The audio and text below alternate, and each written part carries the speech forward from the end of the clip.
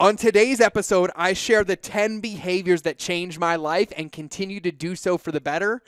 Plus, I danced around the office. If you're watching some video, I'm dancing right now. I was so fired up for today's podcast. It unlocked something in me. I was shaking. I was dancing. It is loaded. If you listen and don't remember the words, I guarantee you that the energy transfer alone will light you up. And so I want you to listen to the episode, and then I want you to send me a message on Instagram and tell me what you thought. Because this is me, and it's probably because I got to jump in a cold lake this morning, but I talk about that in the episode. So now I'm going to shut up. I'm going to drink my limoncello, and I will see you in the episode. Oh, wait. No, you're in the episode. Cue the intro.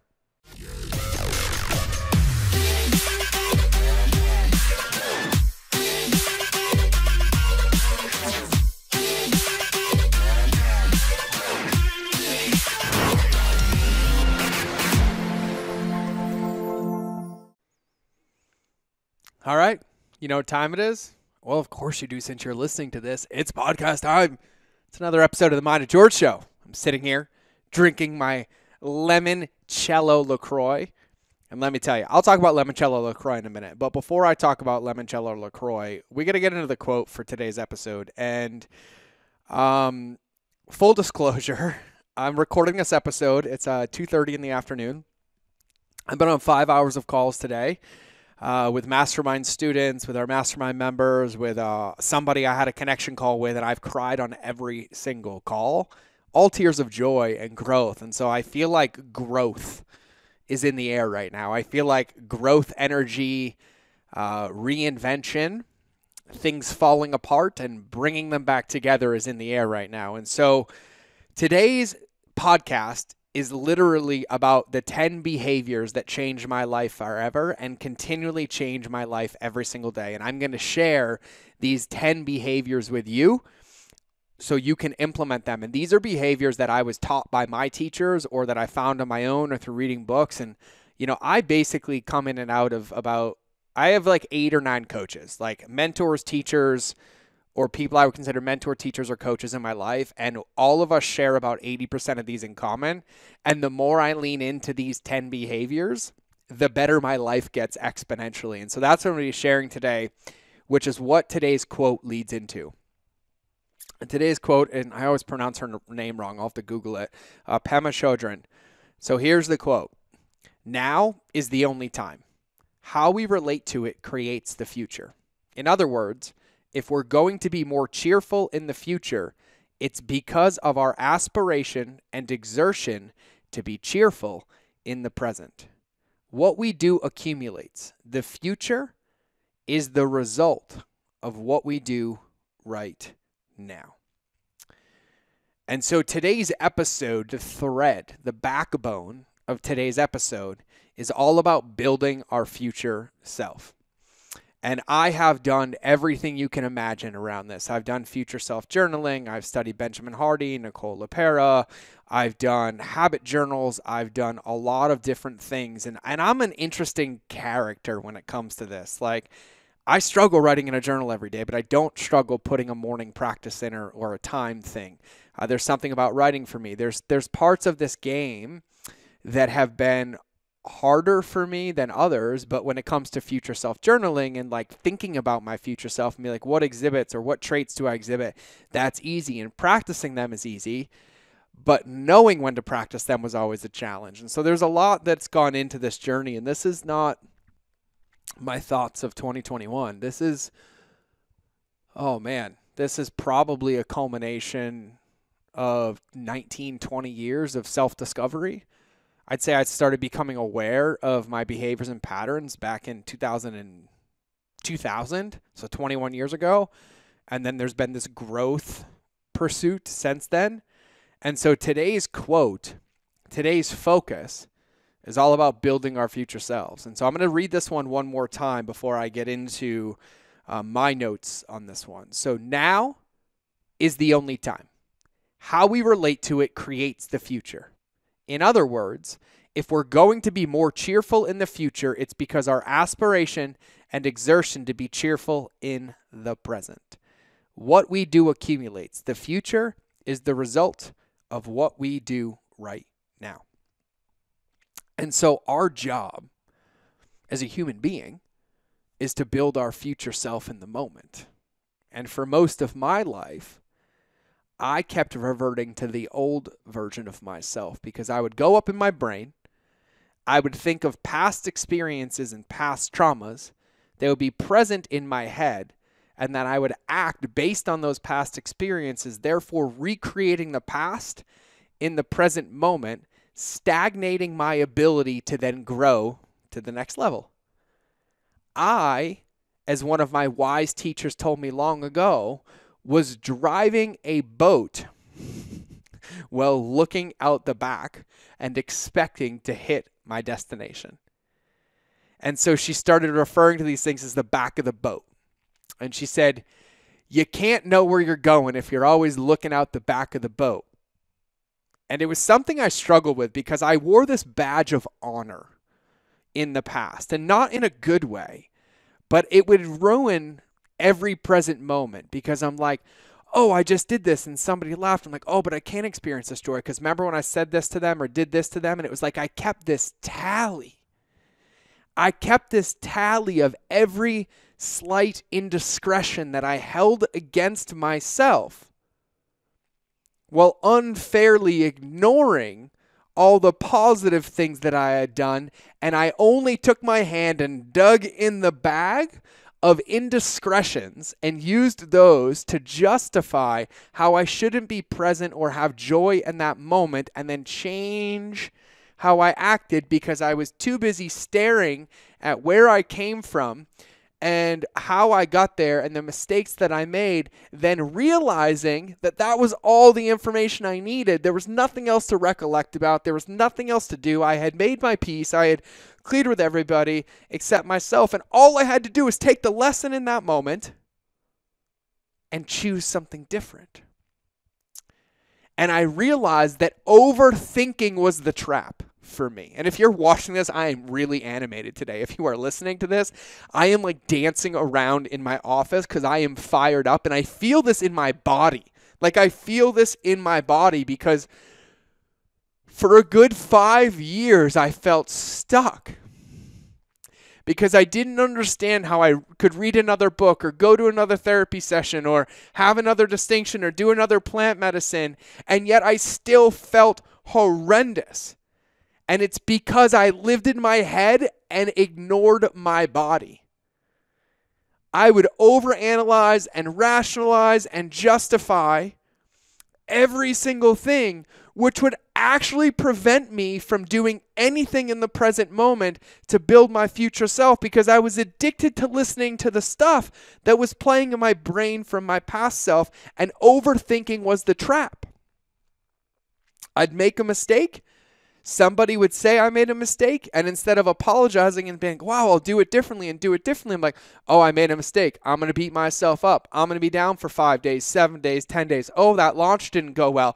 I'm such a failure. I should never launch again. Or that product didn't work, or that advice didn't work. And it was this nasty evidence collection that I was basically cementing my feet into the ground so I could not move. And then at the same time, I was beating myself up because my feet were cemented and I couldn't step forward. I'm saying, you're such a failure because you're not doing anything different. Look, you're still stuck. You're never going to have it. And it was this massive, massive trap. And it was like this self-fulfilling trap that everything I did kept me in it.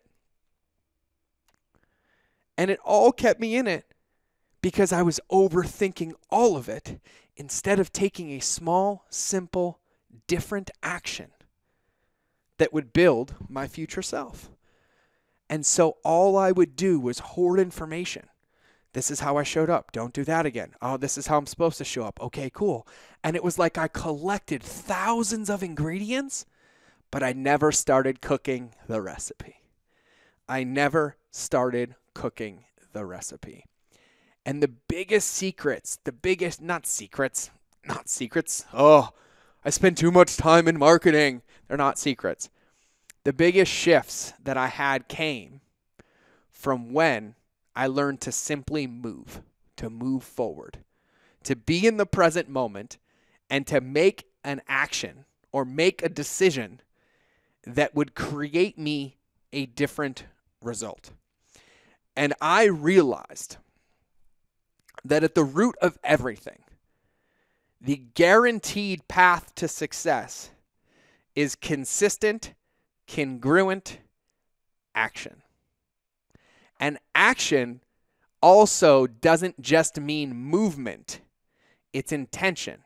I'm in action when I'm intentionally doing breath work. I'm in action when I'm intentionally journaling. Action doesn't mean I'm out running or running away from anything. It means that I'm intentional, and I'm intentional about where I want to go, and I'm being consistent, understanding that it is the culmination of things over time that will get me to my destination, and I'm congruent that it's aligned with who I decided that I wanted to be. And so my theory is, and I've heard this numerous ways, that the universe will keep testing you till you learn the lesson, like blah, blah, blah. And I totally agree. Like whatever it is that you believe in, source, universe, God, Allah, believe in something greater than yourself. I'll just say that, because here's the truth. None of us knows why this existential meat suit is really here and in existence and how it works. So there's something greater, and believe in it. But whatever it is, and whatever the meaning of that is that we are met with opportunity every single day to grow. We are met with opportunity every single day to become a better version of ourselves, because the person I was 30 seconds ago is no longer here.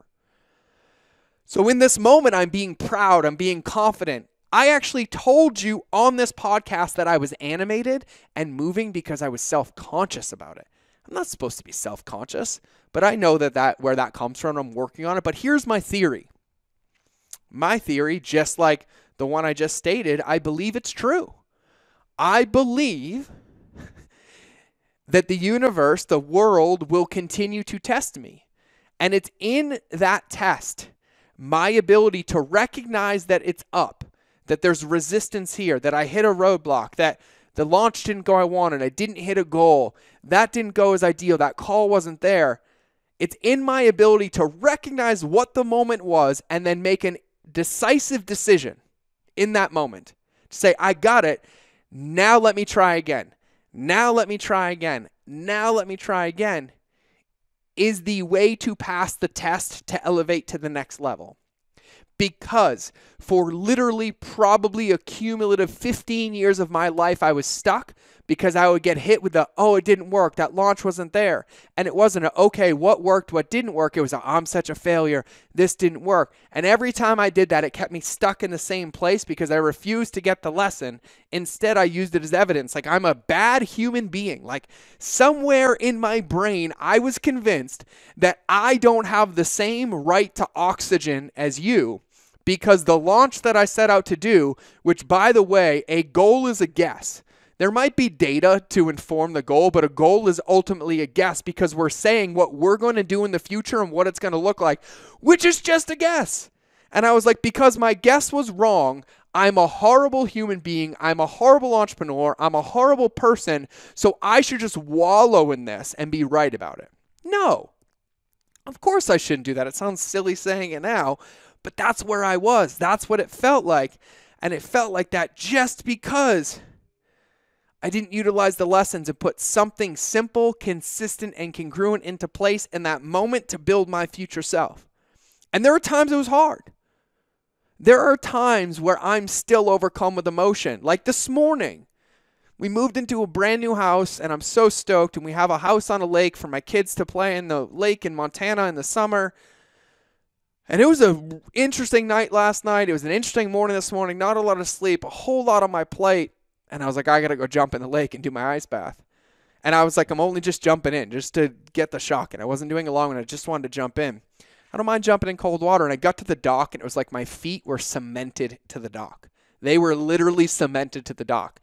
Now I want you to picture this. Picture this private lake in Montana. There's other houses here.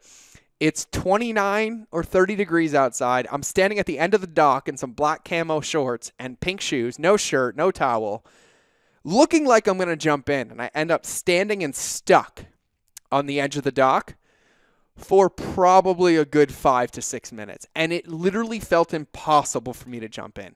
And I had every moment in my head, like, I'm not going to, why do I do this? I'll just go inside. Nobody will know, blah, blah, blah, blah, blah, blah, blah. And something in me just said, stop. And I stopped and then I said, breathe.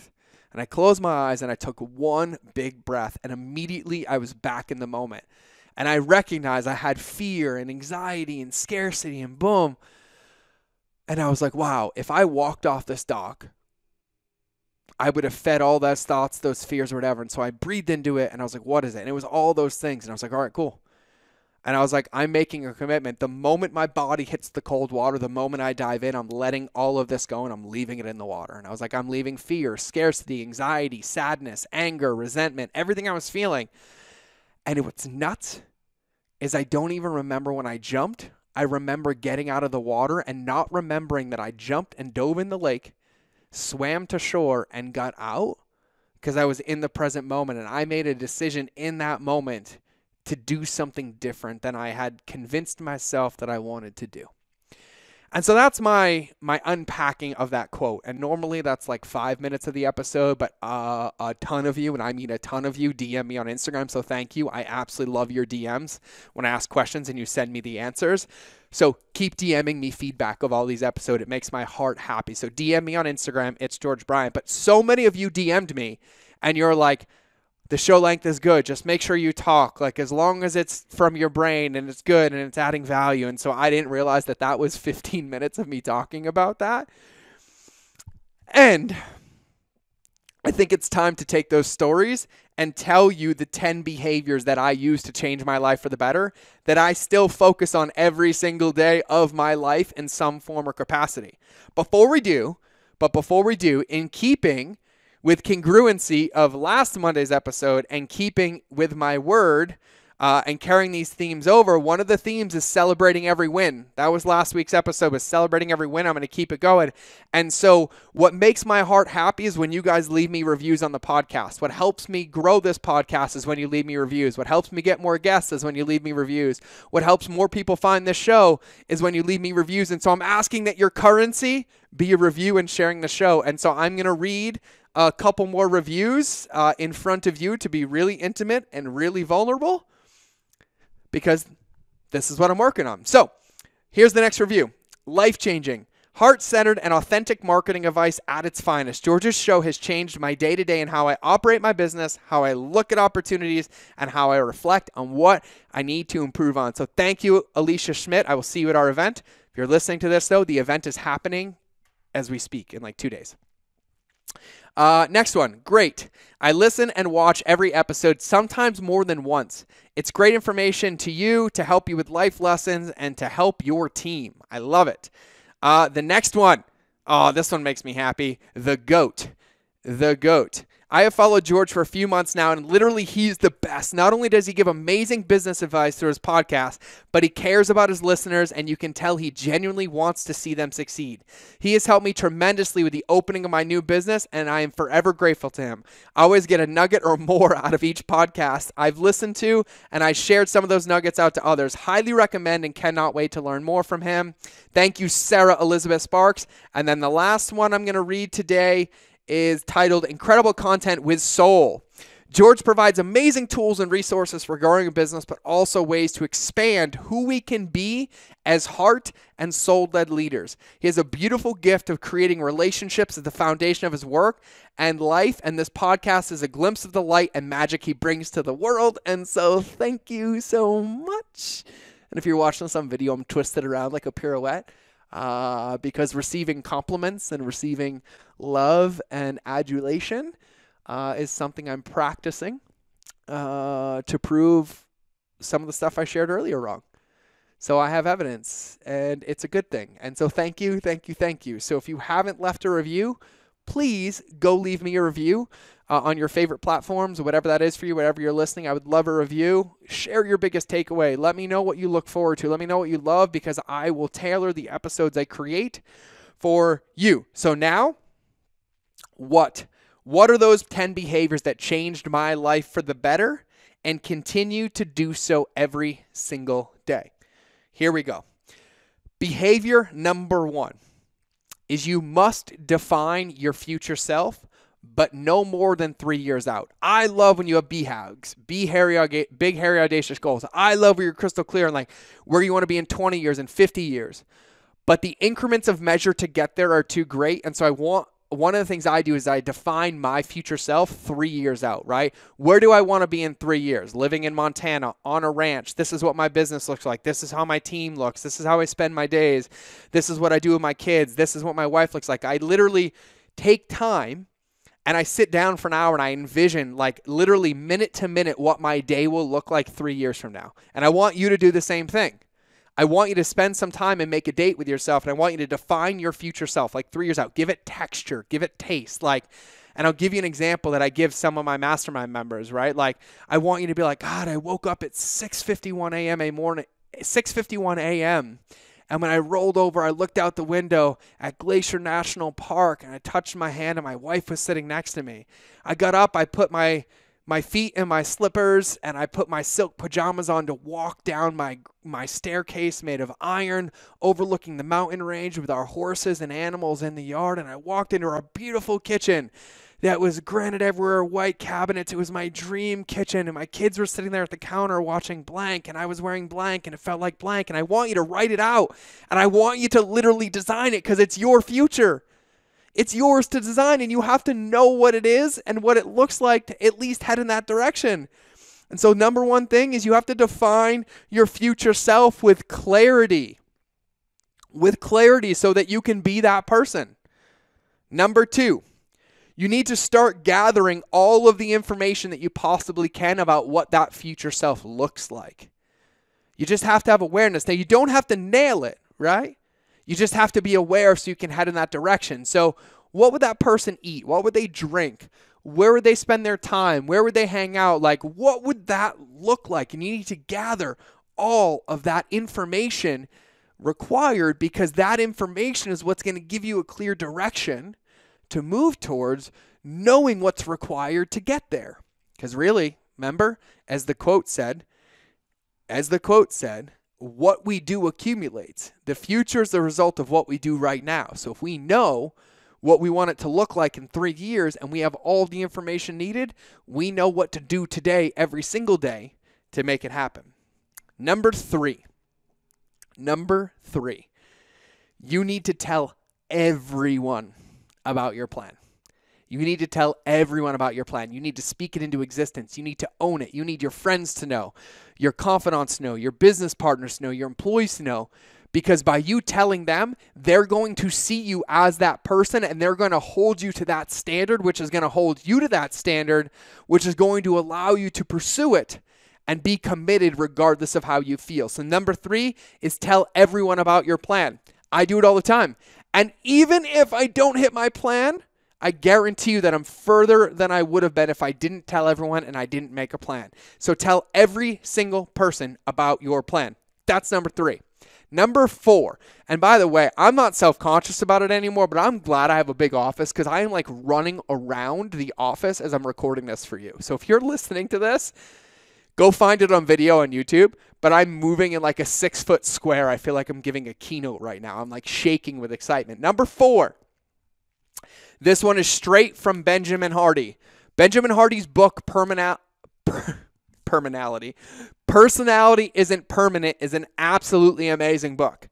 And this one is amazing. Number four, you have to invest at the level of your future self. You have to invest at the level of your future self. Masterminds, coaching, fitness, nutrition, clothing, whatever that is for you, only you know what that is. But I don't go hire coaches to help me take my business from 7 figures to 8 or 8 to 9 when they've only done 6.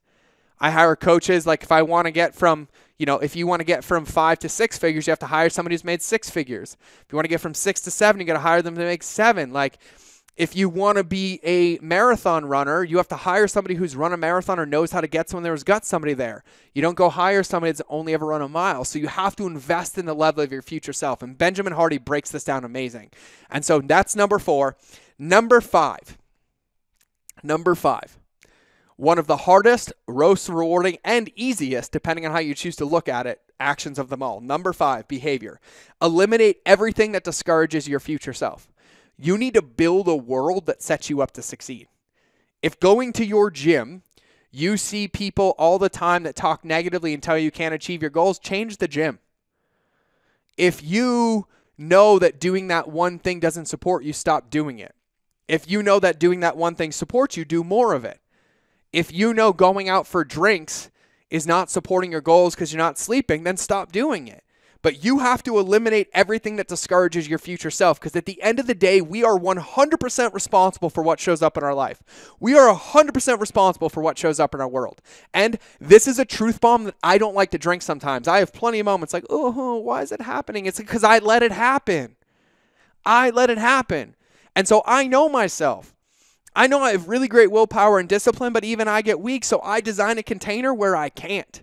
My friends only see me at my greatest potential. My family only sees me at my greatest potential, and I don't go do things that don't support me. I don't put myself in environments that don't even work. I don't get on negative calls. I don't gossip. I don't go to events because it's going to make me feel yucky. I eliminate everything that discourages my future self. That's number 5. Number 6, get into future self journaling. Write in your journal every morning about your future self. I would either recommend, actually I recommend both of them. Nicole LaPera, the holistic psychologist on Instagram, her book is called Do the Work, or Benjamin Hardy, who's absolutely amazing as well, and his book is Personality Isn't Permanent. I would recommend both of them. Benjamin Hardy, Nicole LaPera, pick one, but write in your journal every morning about your future self, because I want you to realize that in that moment, you are writing the movie script of your life, and it will be filmed. And when you look back, you're going to realize that what you wrote had input on what the movie looked like. So write it. Write it, write it, write it, write it. Number 7, define three critical actions that you can make every single day towards your goal. Define 3 measurable things that you can do every single day that you know consistently will culminate with you achieving your goal. So for example, and this is a really, really small example, but let's say you want to lose weight. I guarantee you that if you walked for 30 minutes a day and drank a half a gallon of water every day and changed nothing else, you would accomplish your goal. Those would change your behaviors. The water would change your appetite. You'd have momentum and feel good energetically. You'd be more conscious of your food choices, and those consistent actions would add up to achieve your result. You need to define 3 critical tasks that you can make every day towards your goal. You want to be a writer? Write. You want to be a runner? Run. You want to lose weight? Move. You want to, sleep better? Go to sleep. Have better sleep habits. Like, only you can define those things, but I want you to define 3 of them every day. Number 8, and I don't remember who said this one, but it's eat the frog every single day. Do the hardest thing for you first thing in the morning. Earn the right to do the easy work.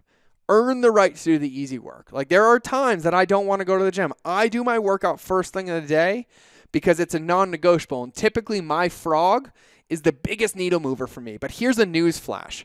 I would love if I could just sit on a couch, eat as much food as I want, and have an 8-pack and function. But I don't. I look at a bagel and I get love handles, right? And so I have to move and be present to my nutrition to stay aligned to my goals and who I want to be, which is longevity. And I want to be able to do a backflip when I'm 80 with my grandkids. So that means that I have to eat the frog every day. So I don't really enjoy strenuous workouts sometimes, and I don't enjoy some of that stuff. But the moment I do it, I always feel better. So I prioritize that on the front of my day. Number 9. I'm holding up 5, but it's number 9. There you go. Number 9, report your progress daily to your accountability partner. Yes, an accountability partner, because there is no solo game here. We are tribal creatures. We succeed by who we surround ourselves with. This is not an alone game. You need an accountability partner, somebody who holds you your potential but doesn't believe your story and excuses, right? My wife is that for me, plus my buddy Stefano Stefandos, who's an amazing men's coach, my team, Jay and Tyler, Richard and Ider, and everybody else, half my mastermind that I talk to about this stuff. Like, I'm surrounded by people that hold me at my potential. They check in on me. I share with them where I am, and I check in with them daily. I'm like, this is what I did. I did it. So you need to have an accountability partner, and you need to report your progress, because if you can't measure it, you can't grow it, but you got to be able to measure it. And when you do that, you'll make adjustments and you'll make iterations. But accountability is the secret weapon to defeat the overthinking trap, to defeat the stagnation trap. Because the moment you report it, and at least once a day, it's going to get you unstuck because they're going to see you, you're going to clear it, and you're going to move. So that's number 9. Report your progress daily to your accountability partner. And number 10 was the hardest one for me on this whole list and continues to prove to be the most effective, the most powerful, and the one that challenges me the most, and I've fallen in love with it. And that is completely unplugging every single day from everything so I can plug into myself. Having space, a walk alone, space in nature alone, sitting in my chair alone. Alone. I work out in silence now. I spend a couple hours in the morning alone in silence, moving weights, defining who I am, figuring out who I am when I pick up that weight or when I go for that walk or when I go sit in the woods and stare at the water. But you need to completely unplug every single day. Because by unplugging from the world, you're plugging into yourself. You're plugging into your intuition. You're plugging into your barometer of how things are going. You're plugging into the thing that you live in and your soul every day to get crystal clear. Am I aligned? Is this what I want to do? Is this where I want to go? What do I need to shift? Where am I going? You need to create space and practice plugging in. You want to get stronger? You go to the gym consistently and you practice it. Well, you want to get happier, enlightened, grow, more conscious, and more successful? You need to plug into yourself and go study all the greats. All of them have alone time. And it's something that is not taught. It's not encouraged as much as it should be. And it's something that we need to practice because it's atrophied. And so practice it by unplugging every single day. Boom. Those are the 10 behaviors that changed my life forever, and they change my life every single day. I am really excited about these ones. I'm going to end the episode there, but I'm going to run through the 10 of them real quick. I'm going to read off the list. So number 1, define your future self, no more than 3 years out. Number 2, gather all the information you can about what that would look like so you have clarity on where you're going. Number 3, tell everyone about your plan. Like, be the annoying person and just tell them. Embody that. Number 4, invest at the level of your future self. Number 5, eliminate everything that discourages your future self. Number 6, write in your journal every morning about your future self. Number 7, define 3 critical tasks that you can make daily towards your goal. Number 8, eat the frog every single day. Number 9, report your progress daily to your accountability partner. And number 10, completely plug every single day. So here's my closing thoughts. Your success is not an accident. If it's up to be, it's up to me. If it's up to be, it's up to you. Your success is directly correlated to the inputs that you give it today, to the actions that you take. So make sure that you're moving forward every day. As they said in What About Bob? Baby steps, one step at a time. Consistent, congruent, committed action towards your future self, and you will get there. So please, if you have any questions, you have any feedback, you have any takeaways, send me a DM on Instagram. It's George Bryant on Instagram. And if you have not, please leave a review. I would love to read your review on the show, and I will read it. Leave me your name if you want me to. I'll give you a shout out. I would love to have you. But either way, this has been another episode of The Mind of George. So remember that relationships will always beat algorithms, and I will either see you in the next episode or you will hear me in your earballs. And for a moment there, I thought I forgot to hit record, but either way, I didn't. That's why you're listening to this. Have a beautiful day. Now it's time to cue the outro.